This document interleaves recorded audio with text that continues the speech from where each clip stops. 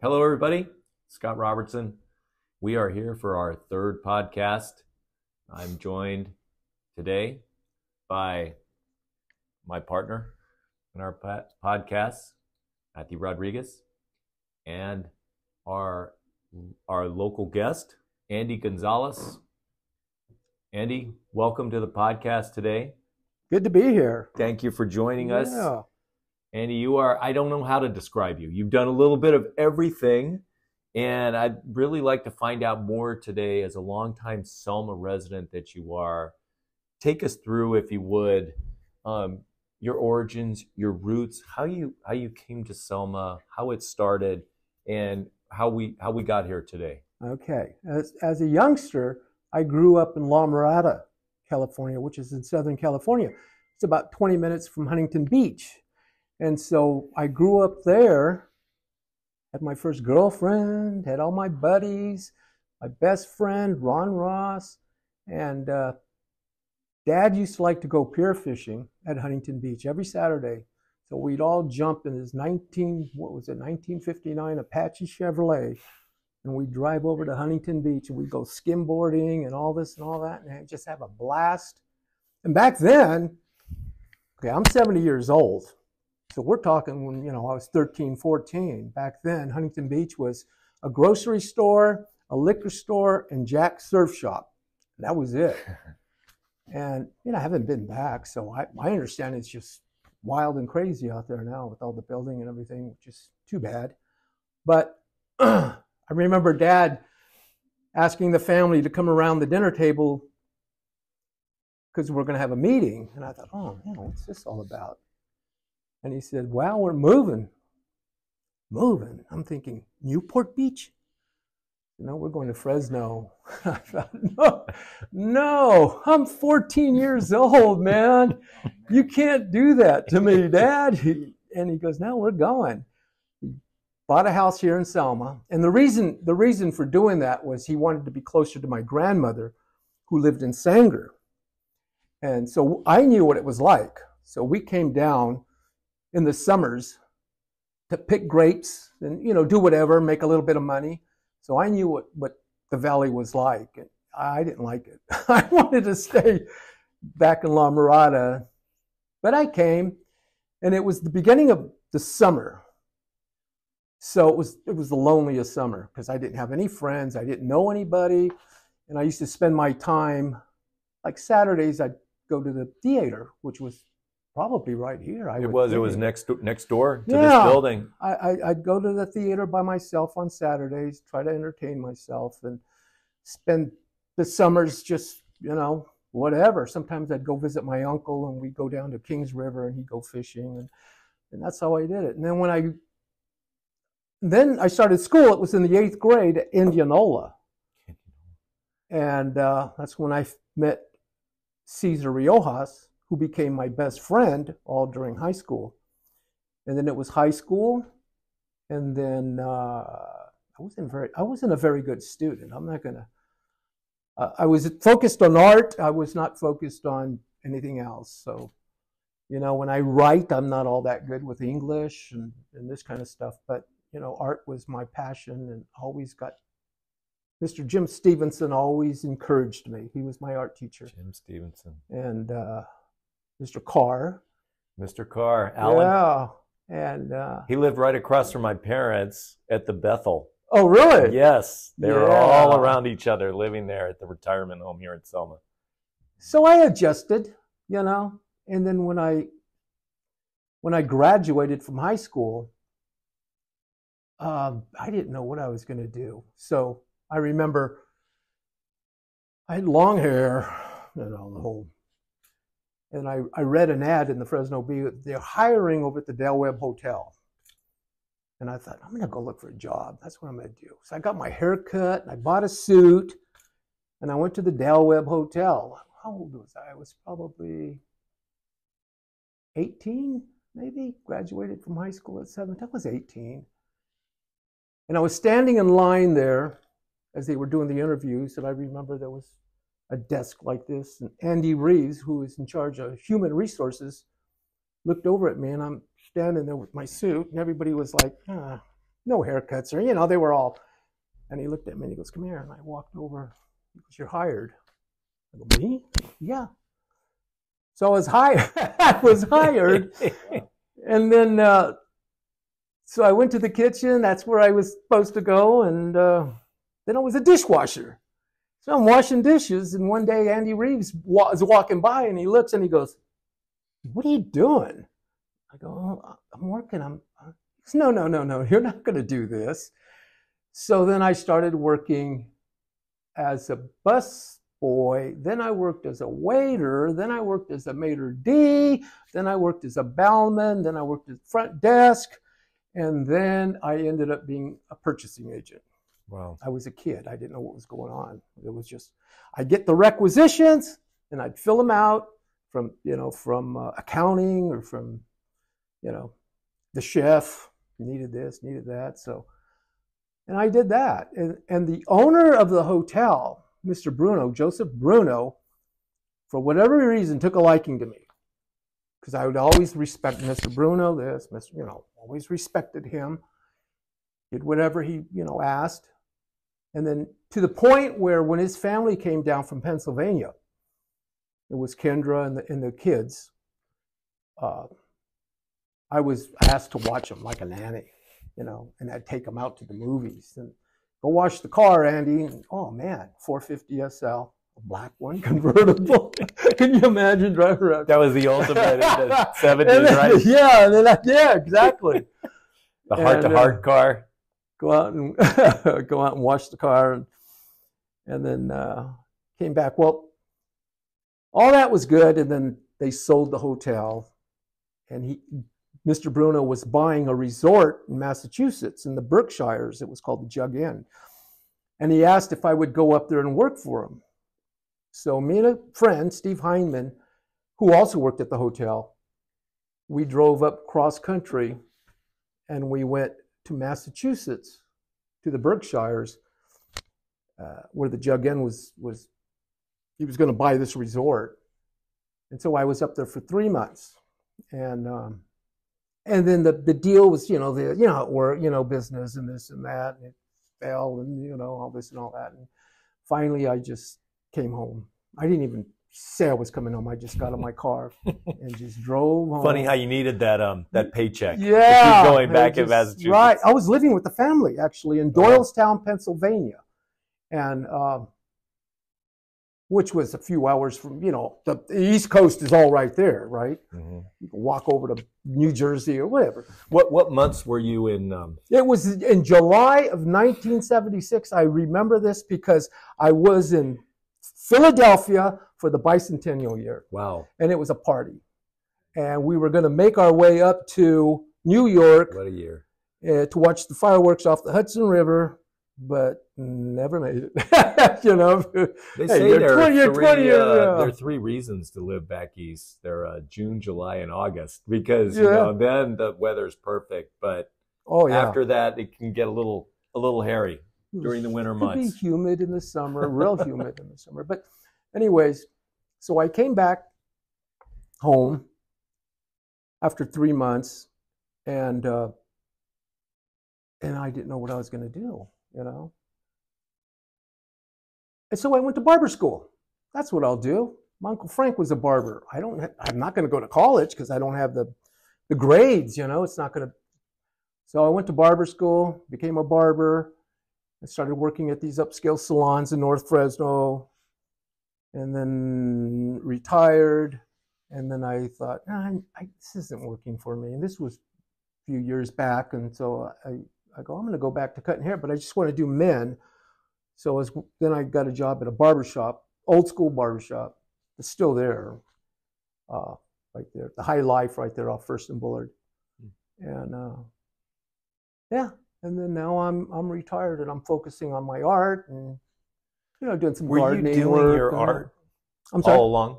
Were you doing your art? You said you were good at art and you were interested in it but I I didn't really pursue it so much as I would just do it and draw and paint. But, as far as getting out there and get my name out, I don't have a website, no business cards. But then I had a couple of art groups that I joined.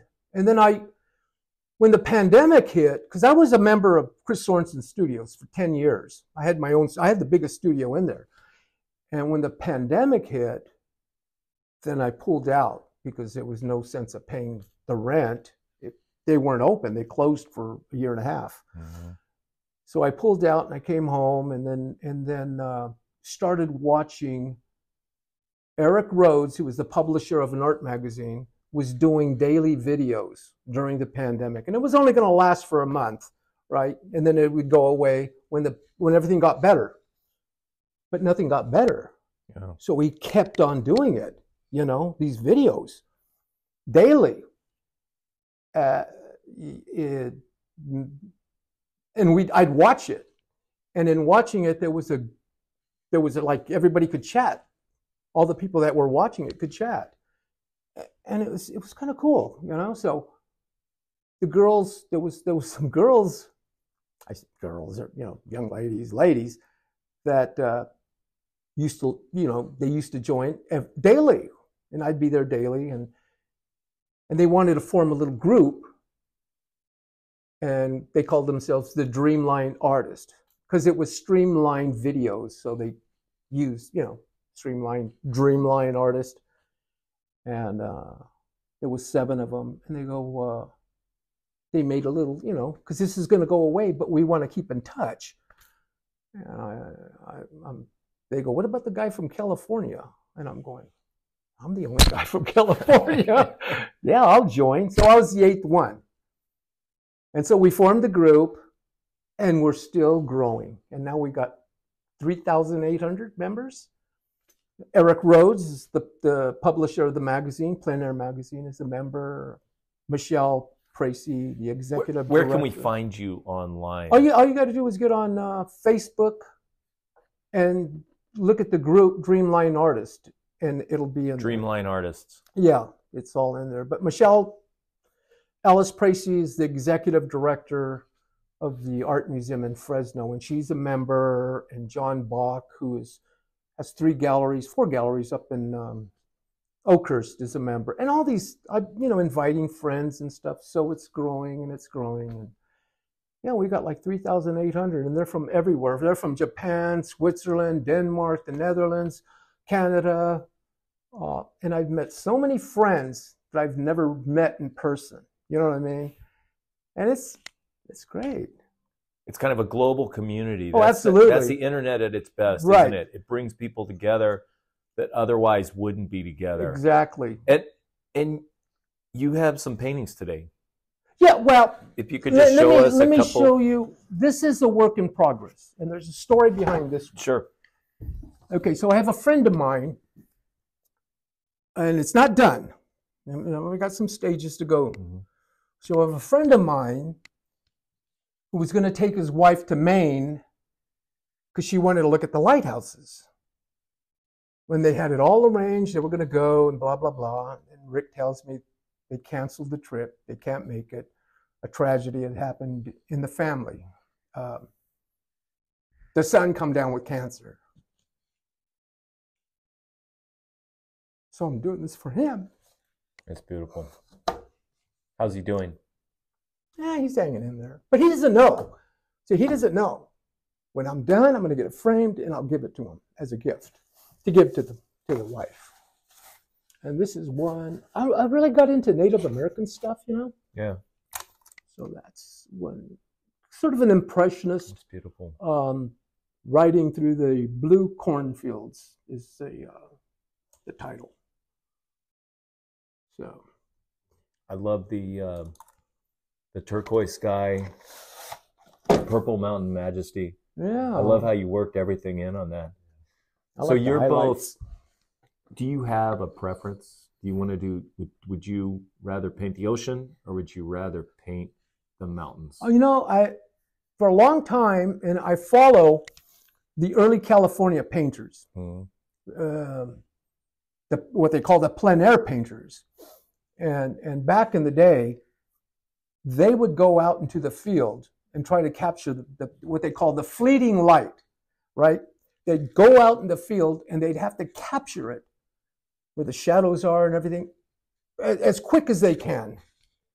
And it all goes away after about 20, 30 minutes. And they'll go out and do some studies, and they'll take it back to the studio and finish it up or do a larger one.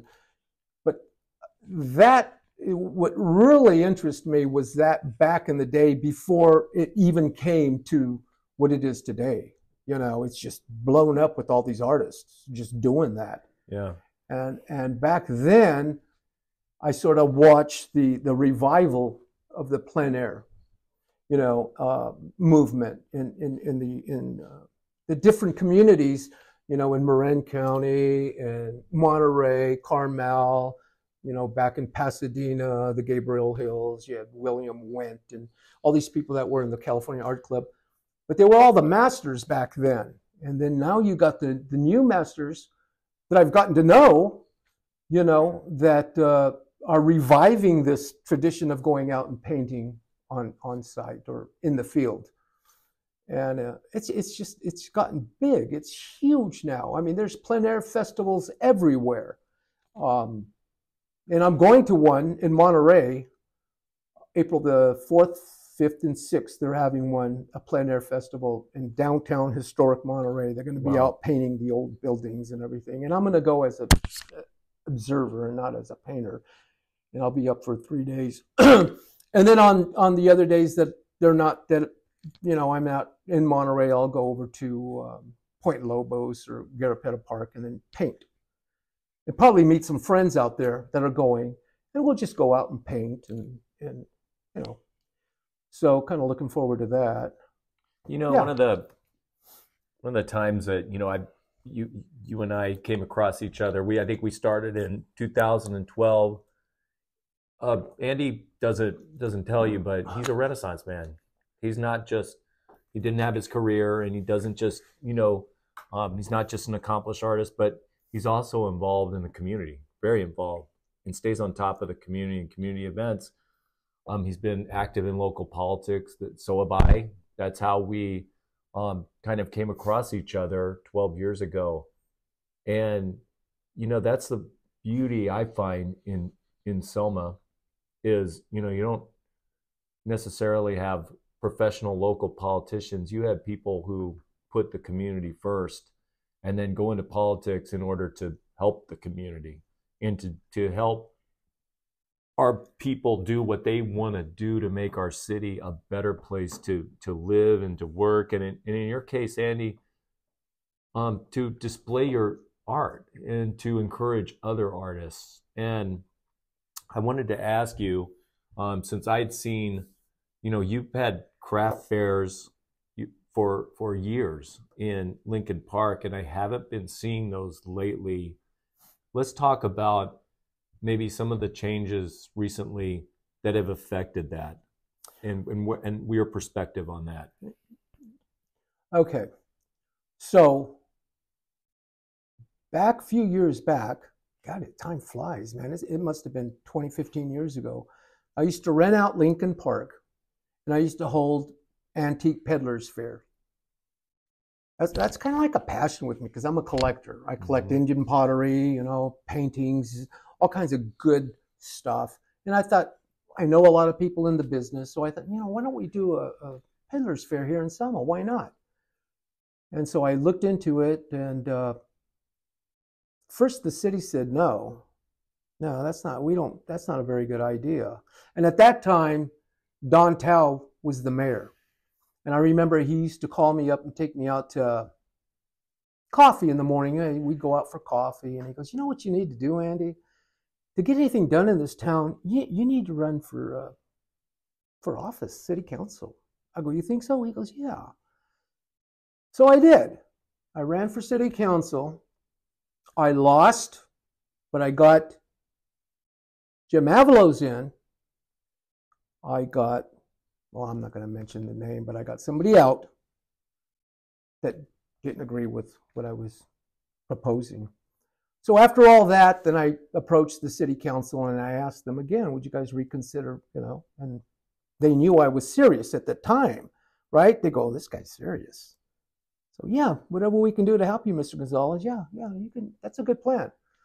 So I talked to Mike Kirchner, he was the Department of he was running Parks and Recreation, and I told him what I wanted to do, and I go, yeah.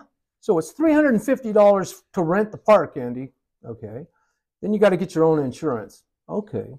It's another 150 or whatever it was. That's 500.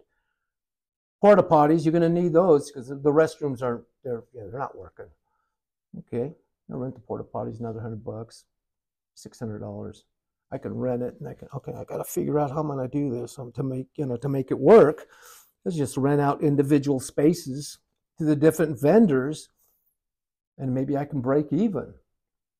So that's what I did.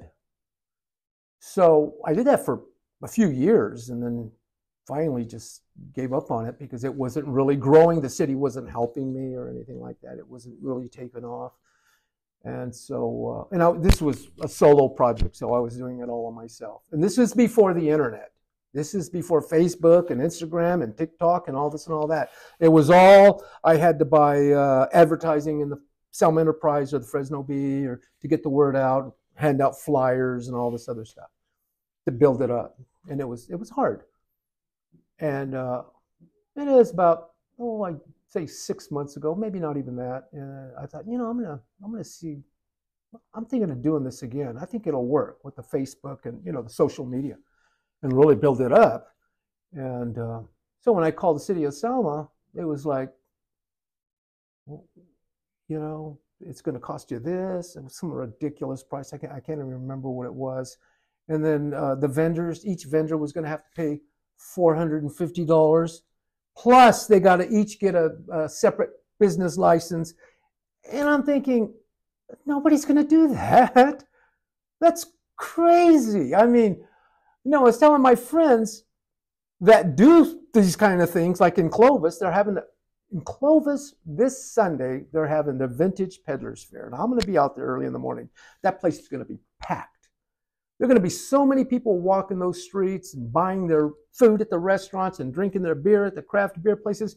I mean, it's going to be packed, which it always is, because I've been going there for the last 30 years.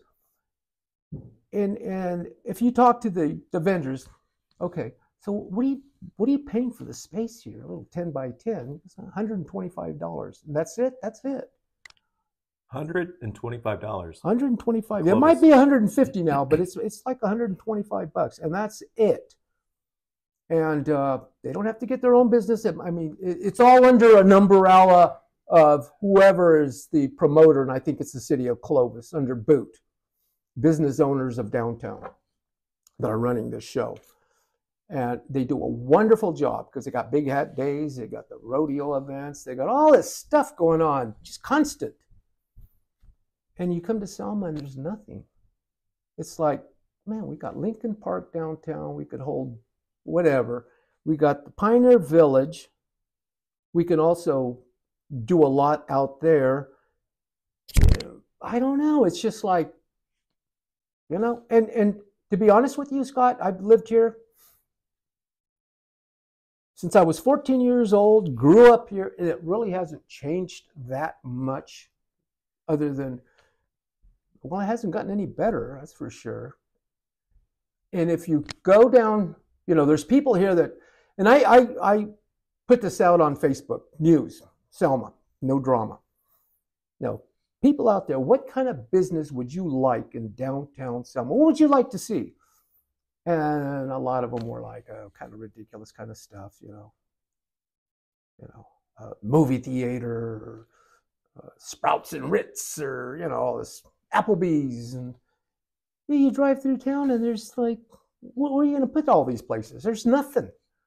There's nothing for rent except for maybe next door. You got Paramenter, he's doing a little something. I don't know what it is. He's renting a building next door. And that's it. Where are you going to put all this stuff? So it's not going to grow. It's not like you can build another town next to this town. It's not like you can expand. So you got to think about what you're going to do for Selma. And I'm thinking the only thing that's going to get anything done here to promote Selma is to brand it as the raisin capital of the world, and you got to build that up. And you got to build it up.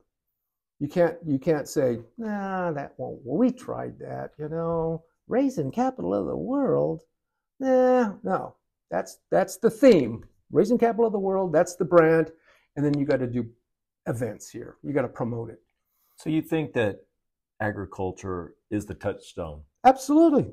You know, what Selma does and how Selma sees itself and how Selma presents itself to the world and brands itself should have something to do with agriculture. Absolutely, 100%.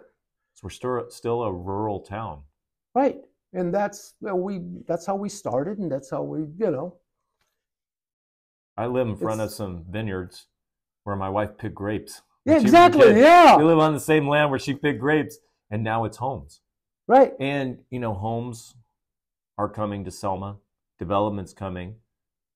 At the same time, we also need to be able to take care of those impacts that those homes will bring to make it a town that's worth living in. Right. And there are people who say, we don't want less ag land. We want to protect the ag. We want to protect our identity of Selma. But maybe that's not necessarily realistic. We can do both. We can protect the ag land, and at the same time, we can develop and make it a smart development. You know what I'm thinking, and I've thought this, like I said, at my age, I'm ready to either downsize or if Selma can, because think of it demographically, the baby boomers are getting older. They've got big houses that are paid off, right? $300,000-$400,000 homes. Now they just want to bail out. They want to get themselves a little house, no yard, real cute, and that sort of community, kind of like what they have up in, Madera County, Tesoro Viejo. But instead of the young people, it would be for the retirees that want a simpler life. They got the money because they could sell their house for $400,000 cash because they own the homes and buy themselves a nice little $200,000, $250,000 house and have some money left over. A small community with trails you can walk, with trees, little houses, a bakery, a coffee shop, and that's it.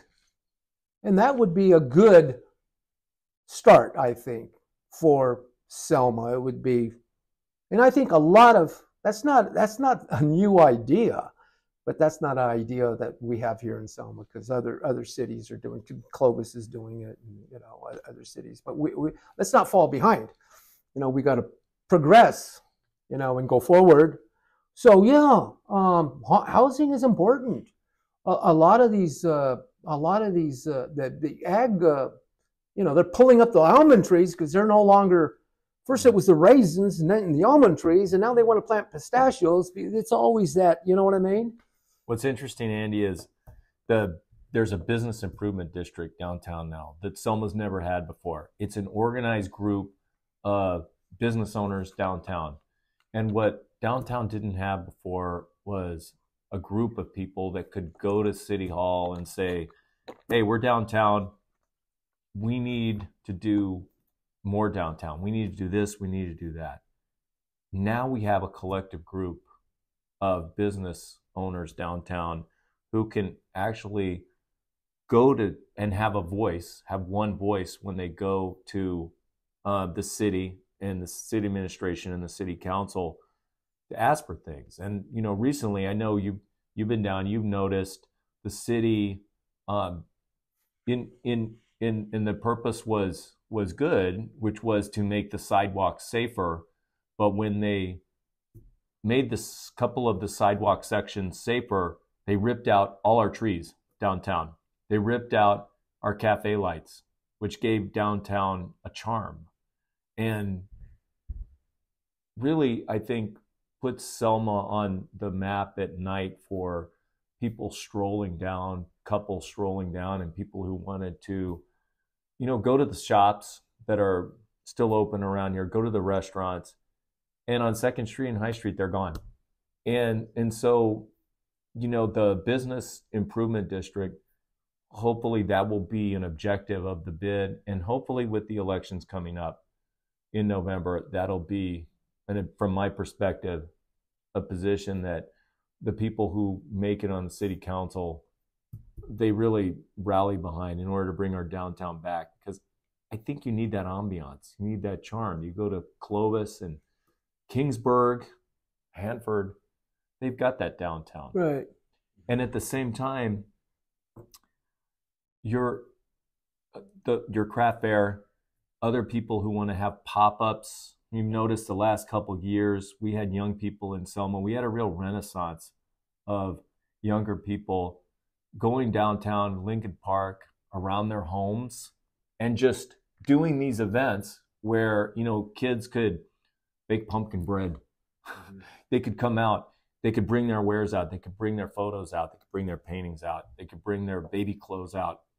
And maybe they didn't have an MBA.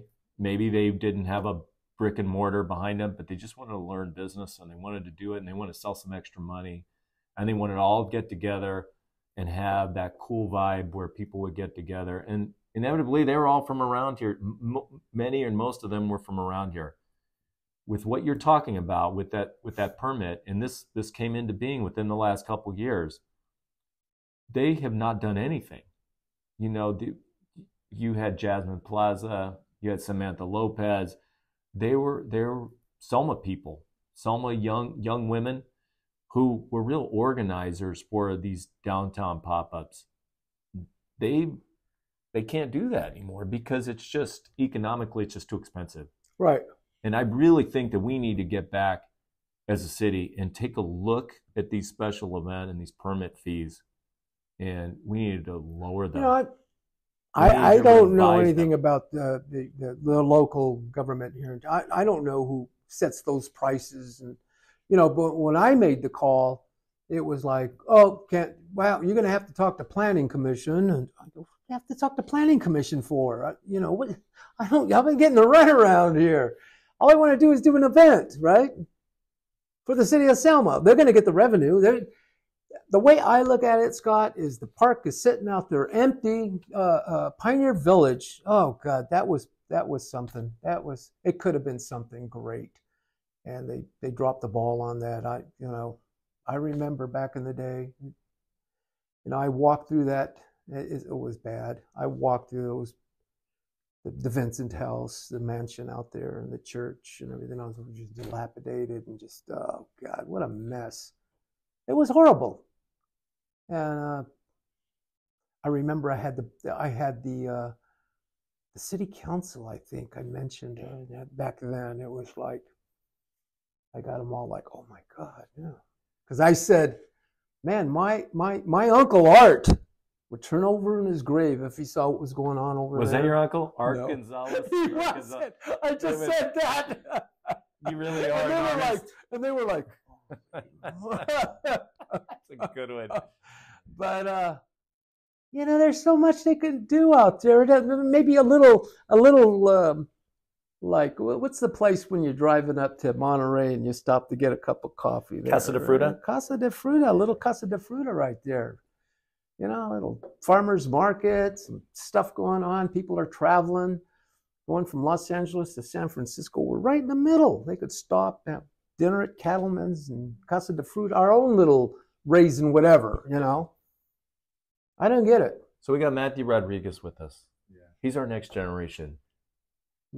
Matthew, you're an artist too. You do art on the side. You're working. You're a new parent. You're married. You're starting out. You're establishing your career. What makes you stay in Selma? And what will make you stay here for the next 20, 30 years?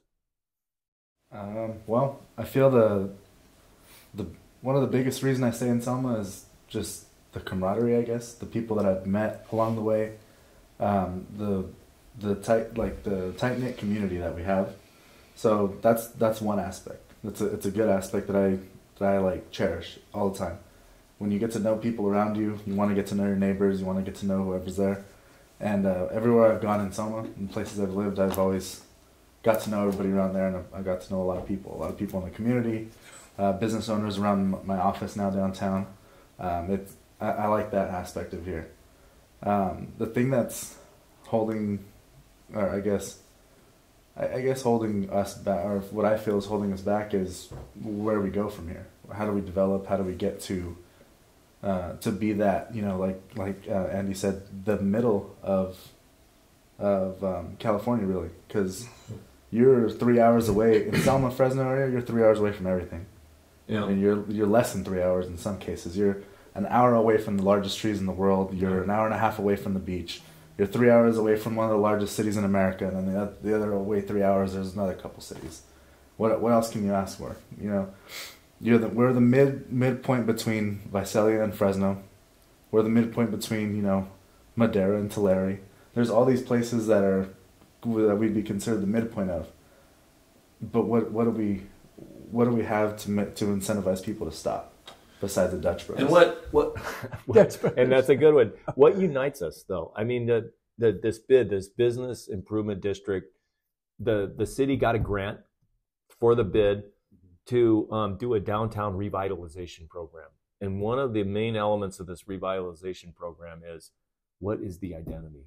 What is the identity of downtown? And so the city's really looking at this right now. So what is the identity? What's the brand? What are we trying to promote here? I think we should, the Performance Arts Center, that's a cool. Jose Marino, what is he? So he's on the board of the Selma Arts Center, which is an independent board. They pick their own productions, their own that board. It's not necessarily a commission; it's its own board. But the Selma Arts Center is the only publicly supported theater in South County. We have that claim to fame, and it's a great thing. Man. Yeah, I met that young man. I really like him. He's cool. Yeah, he's got some. He's cool, and he's like you, that he's public minded. He ran for office, and he's an artist, and he works for his family. Right. To me, that's Selma. We all wear a lot of different hats, but at the end of the day, they all come together in our care and our concern about our community. I agree with Matthew that it's about us all knowing each other and being able to communicate with each other about what we want in our town. We may have different visions for our town, but we can all focus them on Selma. And I think a great town would enable all of us to have that outlet for what we like to do. If you're a kid, maybe you don't want to play football. You don't want to be the high school quarterback. Maybe you want to go star in a play. Maybe you just want to work behind scenes in a play. Right. Maybe you want to, be a track star and run in a park. Be a track star and be a business person. Maybe you want to do influencers. Podcasts. Make lots of money. But Selma should give you that opportunity. It should present you with that opportunity. Absolutely. And that's what we need to build on in terms of the brand. Our brand in the past has been agriculturally related, the raising capital of the world. I agree. I think we are agriculturally related. If you weren't going to use that as a brand, what would you come up? What other brand would you come up with for Selma? I can't think of anything else. Realistically, can't think of. Well, maybe we could. I don't know. The Gateway to Yosemite. No, Clovis has already got that one. The only other thing that people know Selma for is the auto mall. Yeah, exactly. And you know what? If I was to walk up to anybody in Fresno and Clovis, if I went into Clovis and I said, "Wait, what is the racing capital of the world? What are you thinking?" And they'd go, "Oh, Kingsburg." No.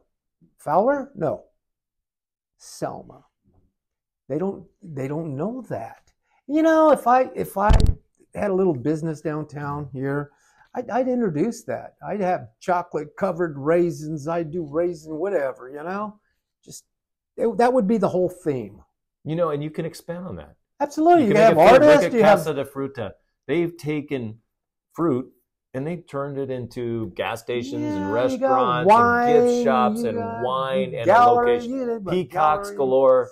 I mean, on Selma, you go to another sort of missed opportunity that maybe we could have again in the future if things change, is Rockwell Pond is a perfect place for a park. The county wants to unload a bunch of land, a bunch of acres that it has that it never wanted in the first place. Now, would Selma get a grant for that? Or Selma got a grant for that, and the council voted to move away from that and not to use Rockwell Pond, but to use it for another smaller park. In my opinion, we got to think big when it comes to parks, because we got a lot of kids that want to play soccer. They right now, you know, I mean, we go to church. I have a friend at church who's the coach of a soccer team, and he tells me all the time, hey, we got Schaefer, and then we get kicked off. We go to Brentlinger, you know, the league comes in, we get kicked off. We need more soccer opportunities. We need more opportunities for our kids to play. If we want to grow, like we all want to grow, say we want to grow, we get these developments in, we're going to need that park space. And, you know, we had a 28-acre opportunity and some funding opportunities from the state for Rockwell Pond, and a developer who wanted to develop around that park. So, you know, you drive down 99, and to me, I mean, it's just, it's manifest destiny. It's right there. You are looking off to the side, and as you come in, it'd be a great advertisement for Selma to have a park and a commercial development and an amphitheater and maybe an Amazon distribution center. I don't know. Yeah. But right alongside, we are ideally situated, Andy, to have all of this in Selma and to present the traveler with that, to pull them off of 99 on their way to Hanford or Clovis, and to say, stay in Selma. This is where you want to be. Yeah, I was on the Parks and Recreation Commission at that time when we were barely getting all that stuff introduced, and I was so excited to, you know, hey, I'm a part of this. We're asking the community. I'm the funnel through the community of what we wanted at this new park. All this stuff came into fruition. We had the vision. We had, you know, where the soccer fields are going to be, where the, you know, the restrooms are going to be. There's a park here and here and there and all this stuff. And I'm like, it's exciting to see all this stuff coming. You know, because we all created it. We all had input. But then I hear about this other development with this park that's getting developed somewhere else. And the whole time when we were thinking about this, we were thinking about where it's going to be and then where to go next. The problem with that whole deal was it wasn't, that new park that's going to be developed now is not where we were going to go or the next place. So like it's in a total different area. And it's 10 acres, right? And it's 10 acres, which is, I'm all for new parks and new park space.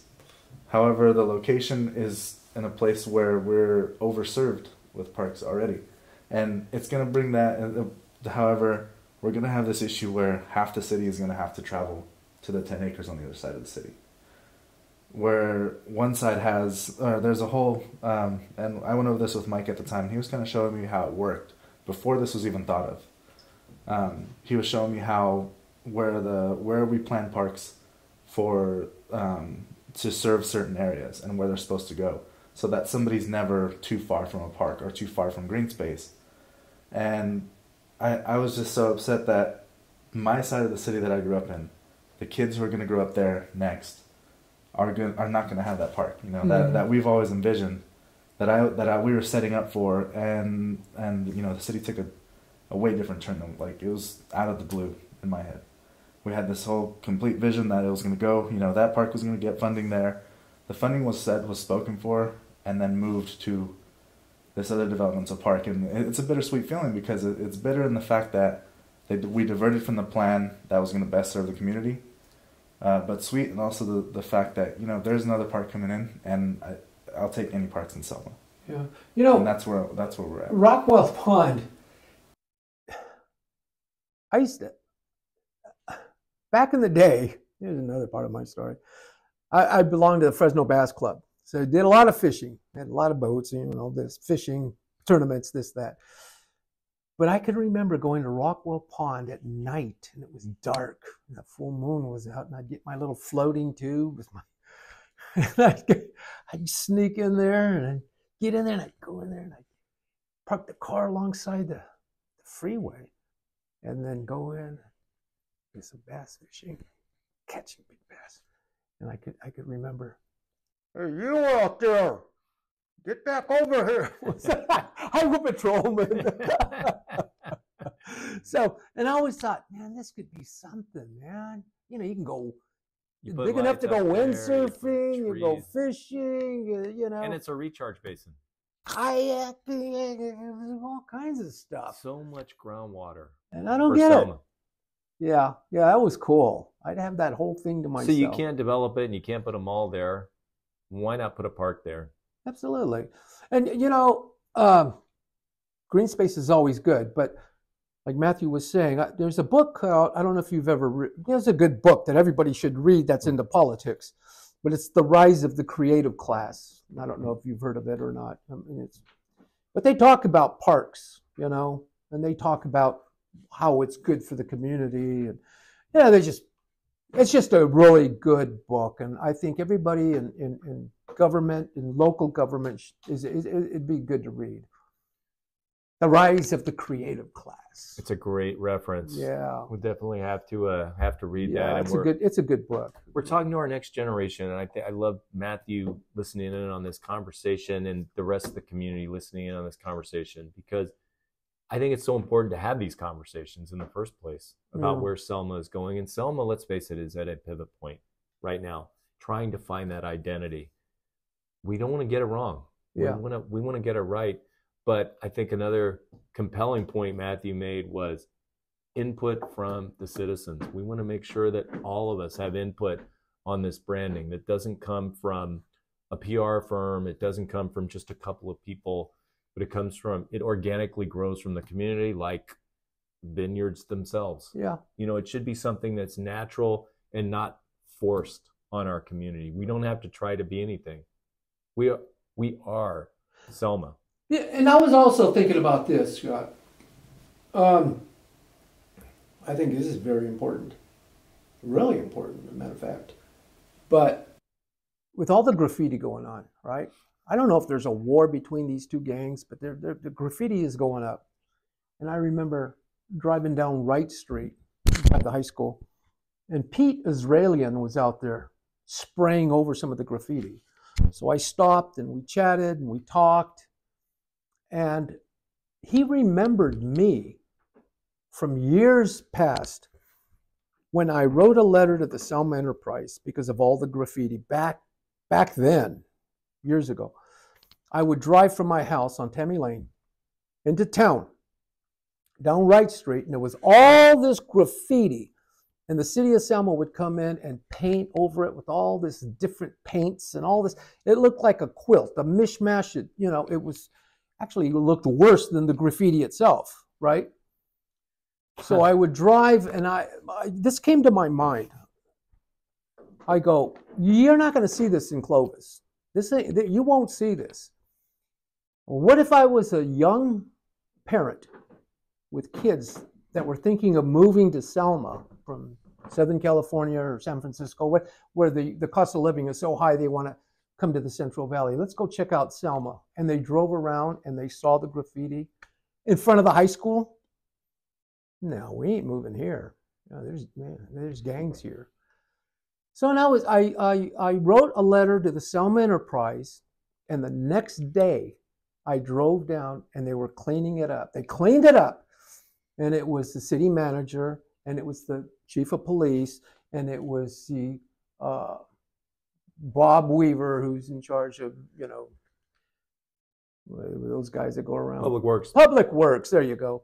They're all there taking a photo op. They cleaned it up. And I'm driving by and they see me drive by. And they kind of like, It took me to write a letter to the Selma Enterprise for them to do something about it. You know what I'm saying? Right. They didn't do nothing until that letter was written, because they'd been there for, everybody was oblivious. That it was so, they just oblivious to it. It's part of the environment. It just made me sick. You know, Andy, you bring up a great point, and to kind of end our conversation today, I know we could go on for hours because you're such a fountain of information and just such interesting things to talk about. If you remember, there was a community called Bell, and it was in California. Southern California? Southern California. Small community, affluent. Nobody paid any attention to local politics. Is kind of the norm. A lot of people don't pay attention to local politics. They pay attention to other things. In fact, I was at Sal's and someone told me, I was saying to her, you're interested in local politics. Do you want to go on a commission? No, I'm not. I'm interested. I have no interest in local politics. I'm interested in state and national politics. And my comment was, how much input do you have on that? You can have a lot of input in local politics. So my point is, with Bell, people were so involved in their lives outside of their community. They never went to council meetings, and they never paid attention. They never wrote a letter to the editor. They never did podcasts. They never ran for public office and knocked on a bunch of doors, meeting their neighbors. And it ended up with the city manager paying themselves $1 million a year. I remember that now. And the council members funneling themselves hundreds and hundreds and hundreds of thousands of dollars in the taxpayer money. And it was not, I say affluent community, it was not an affluent community. Right. It was a small community. Right. They robbed their community blind by passing that. these things and by passing these dubious measures that nobody paid attention to. And so I think you are living proof that we need to pay attention to our local politics. And when we have politics that they make decisions that we don't necessarily agree with or not in our best interest as the citizens, we need to stand up and we need to say something and we needed to take action, because it's, at the end of the day, it's our town. And Right. the politics should be to make our town a better place to live and to work and to be safe. Right. And, you know, for Matthew's kids, we need a safe place for our kids. How many kids for you got? us? I have 2. Little ones? A 7-year-old and a 1-year-old. They're little. Yeah. Savior of the moment. That's a good Safe year. community. But, you know, I was thinking about this too, about the graffiti and stuff. You realize that if they go out and they graffiti up a fence facing Wright Street, the person that owns the property, the house, if they don't clean it up, if they don't paint over it within a certain amount of time, they're going to be fined.